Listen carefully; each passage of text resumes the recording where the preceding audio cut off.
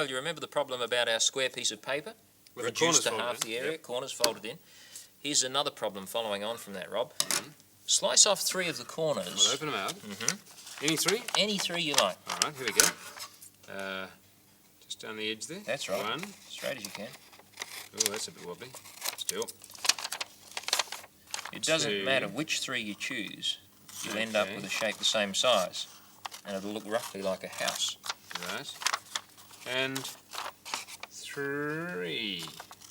Down those folds. Okay, now, there's your house. And what we're going to do is make that into a jigsaw puzzle. I want you to make 2 straight cuts to give you 3 pieces, and then reform them to form a perfect square. Well, that's going to have 4 right angles, isn't it? All It at the certainly corners. is. Which I can't do by chopping down there. I'll tell you what, that's a critical point, the top of the house. One of the bottom corners is also critical, and halfway up the other side. Which just happens to have a fold. It does. Those are Alright. your 3 Well, let's vital see if points. we join them, what happens. I don't think I should have given in so easily, but we're running out of time. There's 1 piece. From that fold over to here. You now have 3 pieces for your jigsaw puzzle. Look what's happened. I've got a right angle there, so that must be the corner of one of the new ones.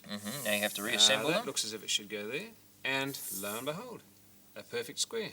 which is the end of the problem. And that's the end of the show. See you next week. Bye. Curiosity.